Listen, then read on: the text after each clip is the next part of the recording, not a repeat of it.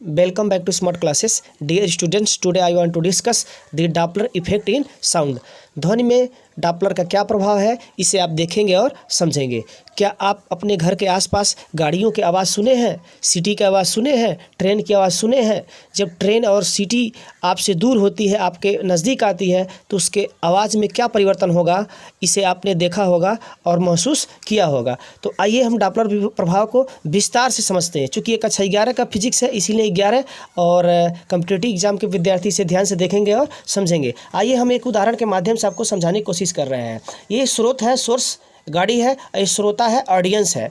इन दोनों के बीच में जब रिलेटिव मोशन होता है, सापेक्षिक गति होती है, तो इसी प्रभाव को ही क्या कर, सापेक्षिक प्रभाव के दौरान जो ध्वनि में परिवर्तन होता है, उस ध्वनि में परिवर्तन को ही डॉपलर इफेक्ट कहते हैं। जैसे मैं एक उदाहरण के माध्यम से आपको समझा रहा हूँ कि ये स्रोत है और ये स्रोत क्या है, इस श्रोता से दूर जा रहा है, सीटी बजाते हुए दूर जा रहा है। तो आप देख पा रहे हैं जैसे जैसे ये दूर जा रहा है वैसे वैसे क्या हो रहा है, साउंड घटता हुआ जा रहा है, ठीक। और जैसे जैसे ये स्रोत इस श्रोता की तरफ आ रहा है, जैसे जैसे श्रोता की तरफ आ रहा है, तो साउंड बढ़ता हुआ प्रतीत हो रहा है। इसका अर्थ यह है कि ये जो स्रोत है, ये जब गतिमान हो तो और स्रोत की तरफ, श्रोता की तरफ आ रहा हो, तो ध्वनि बढ़ता हुआ प्रतीत हो रहा है, और जब ये श्रोता से दूर जा रहा है तो ध्वनि श्रोता को घटता हुआ प्रतीत होगा। तो इस तरह से ये स्रोत जब गतिमान था तो ध्वनि में परिवर्तन आपने देखा।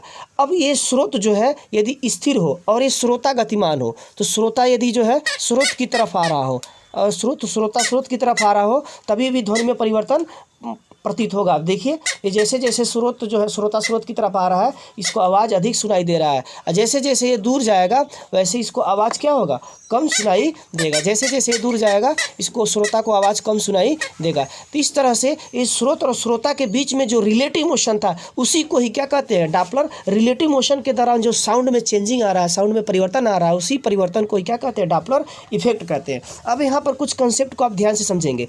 जैसे ये जो है आपका सोर्स है, जब ये सोर्स श्रोता के पास आ रहा है तो ये वेवलेंथ जो है इसका छोटा होता जाएगा। देखिए दूरी कम होता जा रहा है, और वेवलेंथ छोटा होने से आवृत्ति बढ़ जाती है। जस्ट उल्टा रिलेशन है, आवृत्ति क्या हो जाएगा, बढ़ जाएगा। आवृत्ति बढ़ने से इस व्यक्ति को आवाज़ ज़्यादा सुनाई देगा, तेज़ी से सुनाई देगा। और जैसे जैसे सोर्स इससे दूर जा रहा है, जैसे जैसे सोर्स दूर जा रहा है, तो वेवलेंथ क्या होगा, बड़ा होता जाएगा। देखिए ये जो वेवलेंथ है ये बड़ा होता जाएगा। बड़ा होने से इसकी आवृत्ति क्या होती जाएगी, घटती जाएगी। आवृत्ति घटने से इस व्यक्ति को आवाज़ क्या होगा, कम सुनाई देगा। तो कुल मिलाकर के आपने ये समझ लिया कि डॉपलर इफेक्ट क्या है। कोई पूछेगा डॉपलर इफेक्ट किसे कहते हैं, तो स्रोत और श्रोता के बीच में जो अपेक्षिक गति होती है, उस अपेक्षिक गति के दौरान श्रोता को सुनाई देने वाली ध्वनि में परिवर्तन जो होता है, उसी ध्वनि में परिवर्तन को ही डॉपलर इफेक्ट कहते हैं। अब एक कंडीशन और है, यदि ये स्रोत और श्रोता दोनों गतिमान हो, स्रोत और श्रोता एक दूसरे की तरफ ऐसे गतिमान हो, जब एक दूसरे की तरफ दोनों आएंगे तो उस दशा में भी श्रोता को ध्वनि तेज़ी से सुनाई देता हुआ प्रतीत होगा। लेकिन जैसे जैसे ये दोनों एक दूसरे से दूर जा रहे हैं, विपरीत दिशा में जा रहे हैं, तो इस श्रोता को जो है ध्वनि घटता हुआ प्रतीत होगा।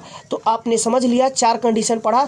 एक बार स्रोत स्थिर था, श्रोता गतिमान था, एक बार श्रोता गतिमान था, स्रोत स्थिर था, और एक बार दोनों जो है गतिमान थे। इन चारों स्थितियों को आपने देखा और समझा। अब इसका क्या प्रयोग है डॉपलर इफेक्ट को, इसे आइए समझते हैं। जब हवाई जहाज़ या विमान जब उड़ता है, तो विमान उड़ते समय वो हमसे दूर जा रहा है कि हमारे पास आ रहा है, इसका पता हमें लगाना है। कोई यदि विमान है, सपोज करिए विमान है, और ये हमसे दूर जा रहा है कि नज़दीक आ रहा है, ये विमान है, और ये मान लीजिए स्टेशन है, स्टेशन से ऐसे दूर जा रहा है कि नज़दीक आ रहा है, इसका पता लगाना है, तो डॉपलर प्रभाव से ही पता लगा सकते हैं। कैसे, जब ये विमान हमसे दूर जाएगा तो इसका आवाज़ जो होगा, इसका आवृत्ति जो होगा घटता जाएगा, और यहाँ जो उपकरण लगे रहेंगे उसमें आवृत्ति इसका कम प्रतीत होगा, जिससे उपकरण से ये पता चल जा रहा है कि ये जो विमान हमसे क्या हो रहा है, दूर जा रहा है। और यही जब विमान हमारे पास आएगा, नज़दीक आएगा, तो नज़दीक आने से क्या होगा, आवृत्ति बढ़ता जाएगा। आवृत्ति बढ़ने से हमको पता चल जाएगा कि ये विमान क्या हो रहा है, नज़दीक आ रहा है। तो कुल मिलाकर के आप समझ लिए, जब ये विमान हमसे दूर जाएगा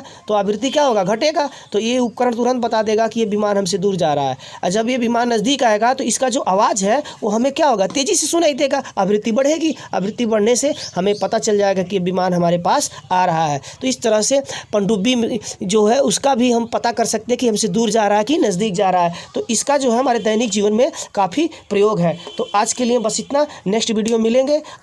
सभी विद्यार्थी इस वीडियो को अधिक से अधिक शेयर करेंगे, सब्सक्राइब करेंगे चैनल को और इसको अधिक से अधिक वायरल करने की कोशिश करेंगे। चूँकि इस वीडियो को बनाने के पर्पज़ मेरा था ये घरेलू जो खिलौना है इसके माध्यम से हमने वीडियो को बनाया है। तो आप सब लोग ज़रूर इस वीडियो को अधिक से अधिक शेयर करेंगे और सब्सक्राइब भी करेंगे। खूब अधिक से अधिक इसको आप वायरल करने की कोशिश करेंगे। धन्यवाद।